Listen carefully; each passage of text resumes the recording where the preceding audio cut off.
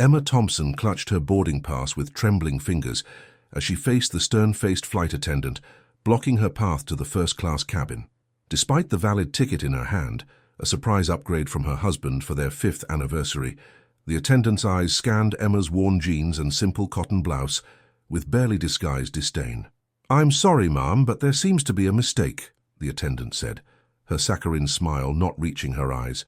"This section is reserved for our premium passengers. Your ticket must have been issued in error." The humiliation burned through Emma like wildfire as curious onlookers paused in the aisle behind her. At 32, she had spent most of her life blending into backgrounds, her natural beauty hidden beneath practical clothing and minimal makeup. Her husband Michael always said he loved that about her, her authenticity in a world obsessed with appearances. "But I have a first-class ticket," Emma insisted quietly, showing the boarding pass again. "My husband arranged it specially." The attendant, whose name tag read Victoria, took the boarding pass and examined it with exaggerated scrutiny. "Yes, it appears to be a valid ticket. However, we have a dress code policy for first class that I'm afraid you don't meet today. Perhaps you'd be more comfortable in economy." Emma's cheeks flushed hot with embarrassment. She hadn't known about any dress code. Michael had planned the trip as a surprise, telling her only to pack for their weekend getaway to New York. Having grown up in a small Midwestern town and spent her career as an elementary school teacher, designer clothes and luxury travel were foreign territories. "Is there a problem here?" A distinguished gentleman in an expensive suit stepped forward from the first-class cabin. Victoria's demeanor instantly transformed. "Not at all, Mr. Winters." This passenger was just heading back to economy. Emma retreated, tears threatening as she made her way to the economy section. She sent a quick text to Michael explaining what happened, but received no reply before the flight attendants requested all devices be put in airplane mode. Throughout the 3-hour flight, Emma couldn't help but reflect on how out of place she'd felt since marrying Michael 2 years ago. They'd met when he volunteered at the community center, where she taught art to underprivileged children. Back then, she'd had no idea that the humble, kind man who mixed paints and washed brushes was actually Michael Winters, the tech entrepreneur whose software company had revolutionized medical record systems worldwide. He had kept his wealth hidden during their courtship, driving a modest car to their dates and dressing in simple clothes. It wasn't until he proposed 6 months later that he finally showed her his actual home, a stunning lakeside estate, and revealed his true financial status. By then, Emma had already fallen deeply in love with the man, not his money. Marriage to Michael had been a whirlwind of adjustments. While he never pressured her to change, the world around them certainly did. Country club wives whispered behind manicured nails when she wore the same dress to multiple events. Business associates often mistook her for an assistant rather than Mrs. Winters. Through it all, Michael had been her steadfast defender, proudly introducing his beautiful, brilliant wife to everyone they met. As the plane began its descent into New York, Emma's phone vibrated with a message from Michael. "Car waiting at arrival. Driver has sign. Can't wait to see you. Love you more than anything." The simple message calmed her frayed nerves. Whatever had happened with the ticket mix-up, Michael would make things right. He always did.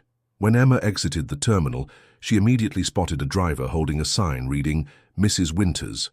The uniformed man greeted her warmly, took her modest suitcase and led her to a sleek black limousine. "Mr. Winters sends his apologies for not meeting you himself, ma'am," the driver explained as they navigated through Manhattan traffic. "He had an urgent business meeting that couldn't be rescheduled. He asked me to bring you directly to the Plaza Hotel, where he'll meet you shortly." Emma had never stayed at the legendary Plaza before. As the car pulled up to the iconic building, a flutter of nervousness stirred in her stomach. Would she face more judgment and scrutiny here? More people looking at her like she didn't belong? The hotel doorman greeted her by name as she approached, which surprised her. "Welcome to the Plaza, Mrs. Winters. Mr. Winters has informed us of your arrival. Please follow me." Rather than the front desk, the doorman led Emma directly to a private elevator. "Your suite is ready, ma'am. Mr. Winters has arranged everything for your comfort." When the elevator doors opened directly into the penthouse suite, Emma gasped. The expansive room was filled with dozens of vases containing red roses, her favorite flower. Floor-to-ceiling windows revealed a breathtaking view of Central Park, bathed in late afternoon sunlight. On a table in the center of the room sat a gift box with a card propped against it. With trembling fingers, Emma opened the envelope and read her husband's familiar handwriting. "Emma, my love, happy anniversary. Before you open this gift, please know that I've heard what happened on your flight. Rest assured, tomorrow will be different. All my love, Michael." Emma carefully lifted the box lid, puzzled by her husband's cryptic message. Inside lay a beautiful navy blue dress with a designer label she recognized even with her limited fashion knowledge. Beneath it was another note: "For dinner tonight, 7 p.m. Wear this if you wish, or anything that makes you feel beautiful. You always do to me." As Emma held the dress against herself in front of a full-length mirror, she wondered what Michael had meant about tomorrow being different.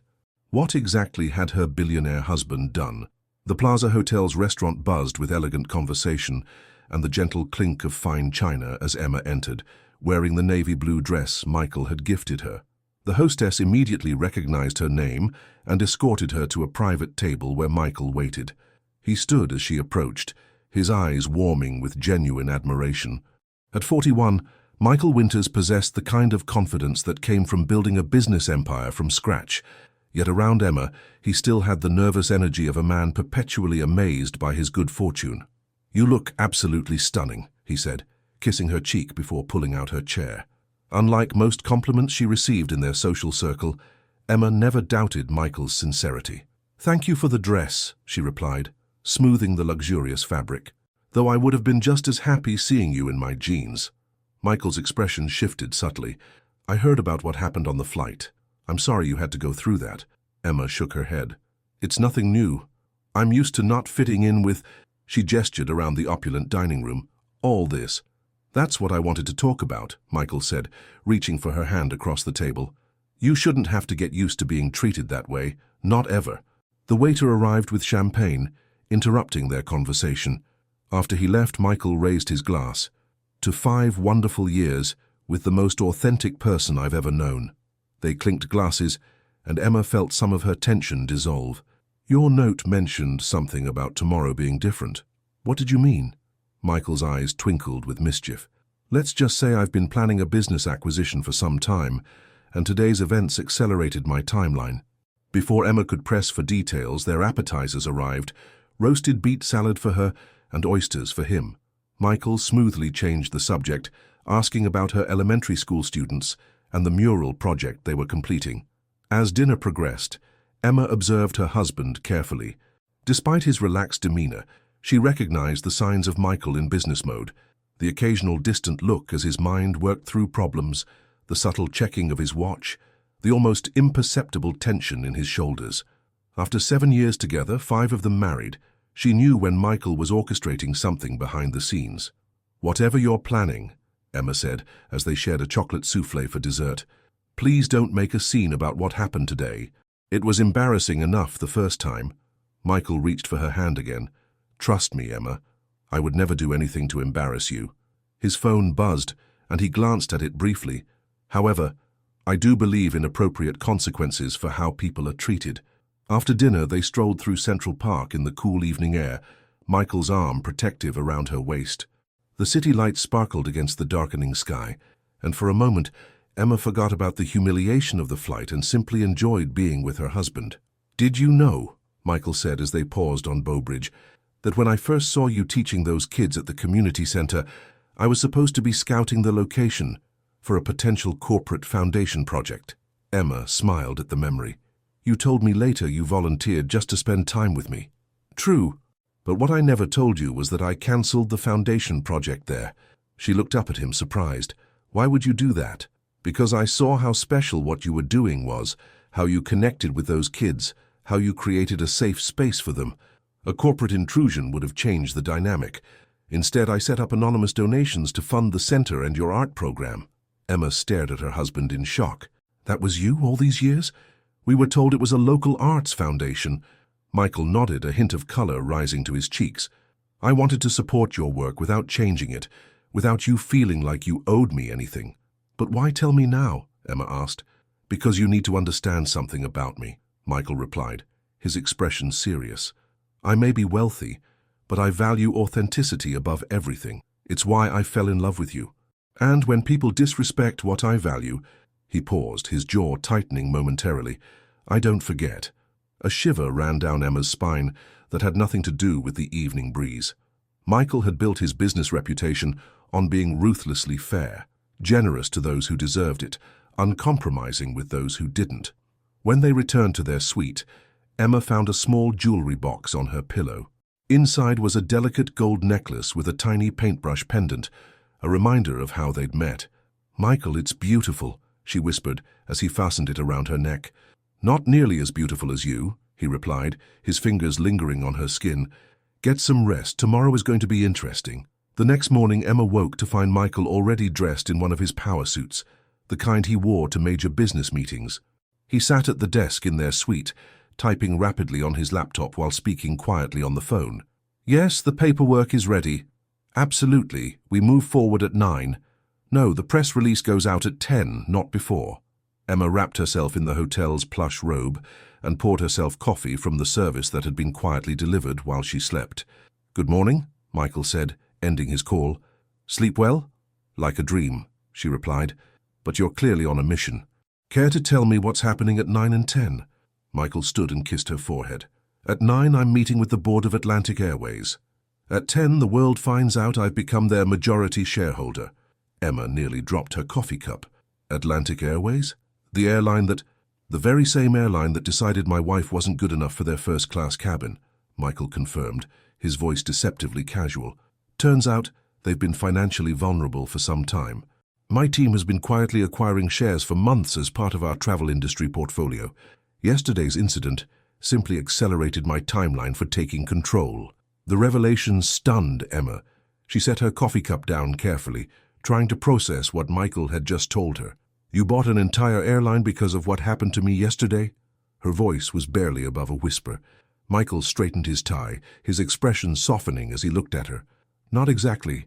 Atlantic Airways has been on my acquisition radar for 6 months. Their routes complement our existing transportation investments perfectly. The board has been resistant, hoping for a better offer. He checked his watch. What happened to you simply gave me the leverage I needed with their executive team. Sometimes, Emma, the business world responds better to emotion than logic. But this seems excessive, Emma said, struggling to reconcile the loving husband who remembered her favorite flowers with the calculating businessman who could acquire an entire corporation overnight. Maybe, Michael conceded, but it's also good business, and I think you'll appreciate my plans for the company. He kissed her quickly. I've ordered breakfast for us. The meeting won't take long. The board knows they've lost this battle. I'll be back before noon, and we can enjoy the rest of our anniversary weekend together. After Michael left, Emma couldn't relax. She picked at her breakfast, then showered and dressed in her own comfortable clothes rather than any of the designer options in the closet. Her mind kept returning to the flight attendant's dismissive expression, to the whispers of the country club wives, to all the times she'd been judged and found wanting by people who valued wealth over character. Was Michael's response justified, or was he becoming the very thing he claimed to despise, someone who wielded power simply because he could? At precisely 10 o'clock, Emma's phone buzzed with a news alert. The headline made her gasp. Tech billionaire Michael Winters acquires Atlantic Airways, announces immediate leadership and policy changes. She clicked through to the article, which detailed how Winter Holdings had completed a majority share acquisition of the troubled airline. The piece quoted an unnamed source saying the purchase had been finalized in an unusually rapid negotiation after a service incident involving a member of Mr. Winters' family. Emma was still reading when the suite's phone rang. Mrs. Winters, there's a Ms. Richardson from Atlantic Airways in the lobby asking to see you. She says it's important. Confused, Emma agreed to the meeting. Minutes later, a knock came at the suite door. Emma opened it to find Victoria, the flight attendant from yesterday, standing nervously in the hallway, still in her Atlantic Airways uniform. Mrs. Winters, Victoria said, her confident demeanor from the flight completely evaporated. I wanted to apologize personally for my behavior yesterday. I had no idea who you were. The statement hung in the air between them, revealing volumes about the woman's character. She wasn't sorry for how she'd treated Emma. She was sorry for not recognizing her as someone with power. Please come in, Emma said, stepping aside. As a teacher of young children, Emma had learned that the most powerful lessons often came from unexpected moments. Victoria perched awkwardly on the edge of a chair while Emma sat across from her. "I understand your husband has purchased Atlantic Airways," Victoria said, her hands twisting nervously in her lap. "So I've just read," Emma replied calmly, "though I'm curious why you're here." "There are rumors that he's planning sweeping changes in customer service personnel," Victoria blurted out. "I've worked for Atlantic for 12 years. This job pays for my mother's care facility. I can't lose it. If you could just put in a word—" "Stop," Emma said quietly but firmly. "First, I don't interfere in my husband's business decisions. Second, why should I help you after how you treated me?" Victoria's face flushed with shame. "You're right. What I did was unprofessional and unkind. We do have dress guidance for first class, but it's a recommendation, not a policy. I should have enforced that way. I made an assumption based on how you looked, and I was wrong." Emma studied the woman across from her. There was genuine regret in her eyes now, different from the panic of moments ago. "My husband values authenticity above all else," Emma said after a long moment. "It's something I've always loved about him. When we met, I had no idea who he was. I liked him because he listened to my students, because he stayed late to help clean paintbrushes, because he saw me, really saw me, when most people looked right through me." She leaned forward. "Yesterday, you didn't see me. You saw worn jeans and decided I didn't belong. That's the opposite of authenticity." Victoria nodded, tears welling in her eyes. "I understand, and I truly am sorry, not because of who you turned out to be, but because no one deserves to be treated that way." Before Emma could respond, her phone buzzed with a message from Michael. "Meeting finished, coming up now." "My husband is on his way back," Emma said, standing. "I think you should wait and speak with him directly." Victoria paled visibly, but nodded, straightening her uniform. When Michael entered the suite minutes later, he froze momentarily at the sight of Victoria, his expression hardening. "Michael," Emma said quickly, "Ms. Richardson came to apologize." His gaze flicked from Victoria to Emma, questioning. "It seems," Emma continued carefully, "that there are rumors about changes at Atlantic Airways. Ms. Richardson is concerned about her position." Michael set down his briefcase. "Those rumors would be accurate. As of 30 minutes ago, I am the new majority owner and chairman of Atlantic Airways. My first directive was a complete overhaul of the customer service department, starting with a review of all senior flight personnel." Victoria seemed to shrink in her chair. "However," Michael continued, "I also believe in second chances when they're earned. My wife is an excellent judge of character. If she believes your apology is sincere, I'm willing to reconsider your situation." Emma felt the weight of responsibility.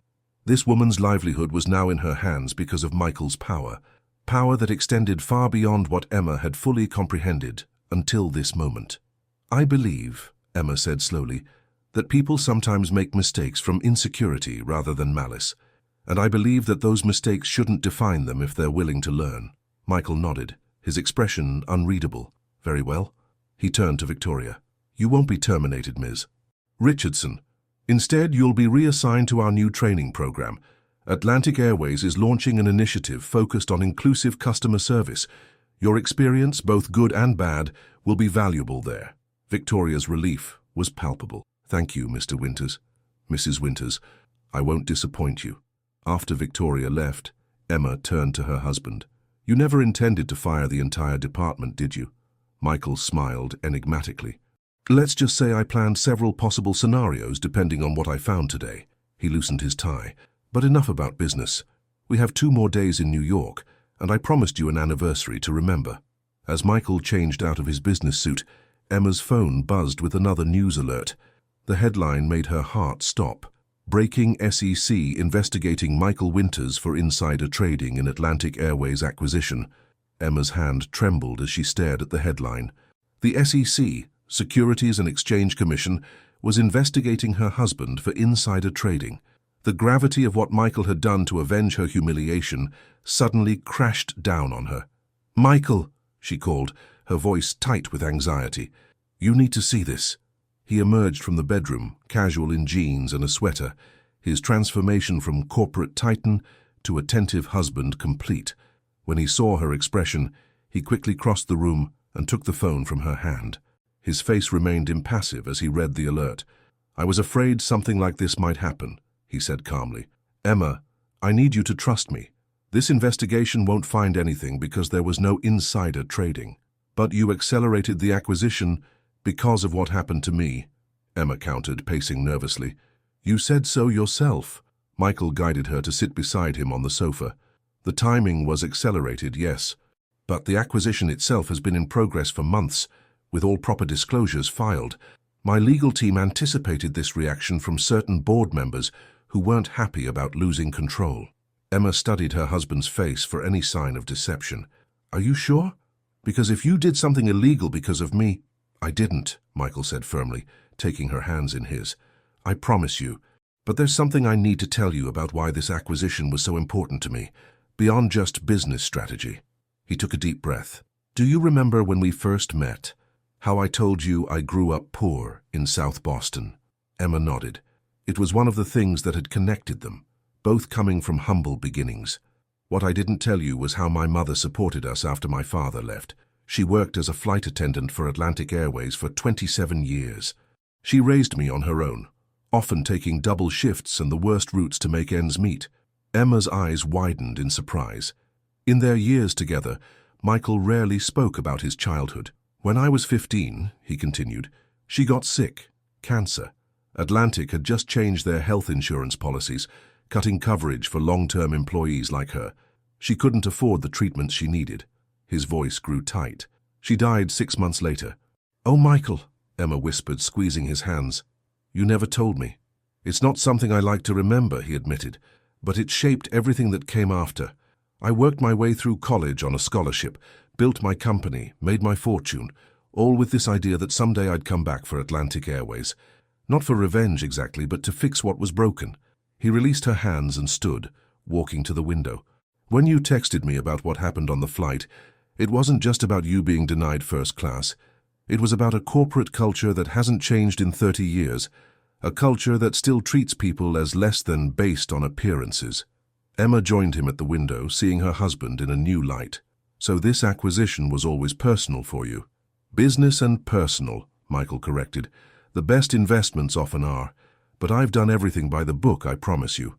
This SEC investigation is just a desperate move by the outgoing board members. As if on cue, Michael's phone rang. He glanced at the screen. It's my attorney. I need to take this. While Michael spoke with his lawyer, Emma's own phone buzzed with a text from Samantha, her closest friend from the elementary school where she taught.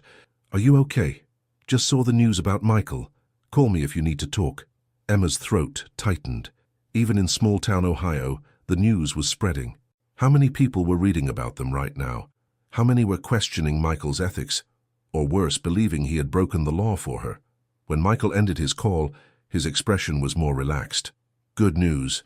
The SEC has already been provided with all our documentation showing the acquisition process began months ago.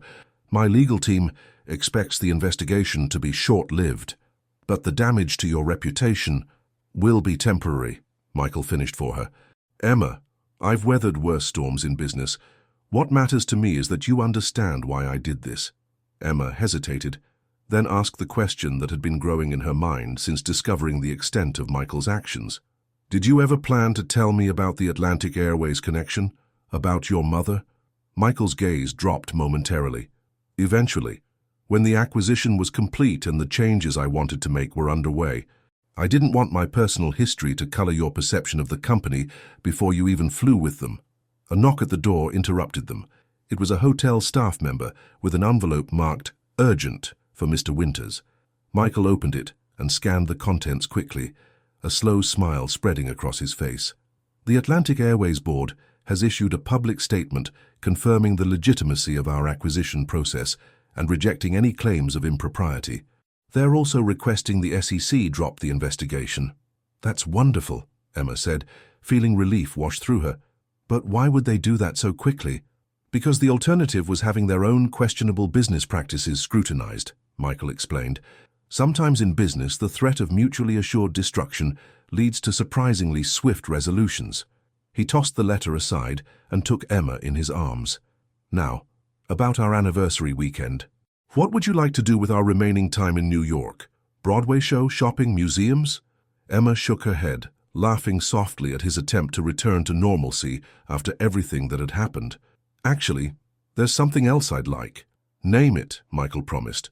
I want to see Atlantic Airways headquarters, Emma said, surprising herself with the request. I want to understand this part of your life, the part you've kept separate from me. Michael studied her for a long moment, then nodded. I'd like that too. 3 hours later, Emma stood beside Michael in the executive offices of Atlantic Airways, watching as he addressed the assembled department heads. Gone was the gentleman who mixed paints with her students. In his place stood a confident leader, outlining his vision for the company's future. Atlantic Airways has lost its way, Michael told them. When my mother worked here, this airline prided itself on making every passenger feel valued. Somewhere along the way, that got replaced with policies that divide people based on what they're wearing or how much they paid for their ticket. He gestured toward Emma. My wife experienced this firsthand yesterday. She was denied access to a seat she had legitimately purchased because someone judged her based on appearances. That ends today. The executives shifted uncomfortably as Michael continued. Starting immediately, Atlantic Airways will implement a new customer service approach. We'll still offer premium services, but we'll deliver them with respect and dignity for every passenger. Emma watched the faces in the room, seeing a mixture of resistance and curiosity. When Michael concluded his remarks, several executives approached him with questions and comments. To her surprise, a silver-haired woman made her way directly to Emma. Mrs. Winters, I'm Patricia Lawson, VP of Operations. I wanted to apologize for your experience yesterday and thank you. Thank me? Emma asked, confused. Patricia nodded. Many of us have been fighting for years to change the company culture, but change is hard without support from the top. Your experience, unfortunate as it was, might be exactly what was needed to finally make real changes. As they left the building, Michael took Emma's hand. What did you think? I think your mother would be proud, Emma said sincerely, using your power to make things better, not just to punish. That's high praise coming from you, Michael replied, kissing her temple. Now shall we return to being just Michael and Emma for the rest of our anniversary, or do you have more corporate empires you'd like me to conquer before dinner? Emma laughed, the tension of the day finally breaking. I think I'm satisfied with just one airline acquisition this anniversary, but I would like to fly home in first class, wearing these same jeans. That, Michael said with a mischievous smile, can definitely be arranged, and I have a feeling the service will be impeccable. 6 months later, Emma boarded another Atlantic Airways flight. This time, wearing her usual casual clothes, she was greeted warmly by a flight attendant who showed her to her first-class seat without hesitation. As Emma settled in, she noticed a young woman being escorted to the first-class cabin, looking uncomfortable in her simple dress as other passengers glanced up. The flight attendant, Victoria, Emma realized with surprise, smiled reassuringly at the nervous passenger. First time in first class? Victoria asked kindly. The young woman nodded. My boyfriend surprised me. I'm not sure I'm dressed right. You're perfectly dressed, Victoria assured her. Welcome aboard. Can I get you a pre-flight beverage? Emma smiled to herself as she texted Michael, Your mother's airline is in good hands. His reply came moments later. Not my mother's airline anymore. It belongs to everyone who flies it, just like it should. Happy travels, my love. The billionaire husband eagerly awaits his simple woman's return. Emma put away her phone, reflecting on how a moment of humiliation had led to something unexpected. Not just justice, but genuine change. Sometimes, she thought, the greatest power wasn't in buying an airline, but in using whatever influence you had to make the world a little kinder for everyone.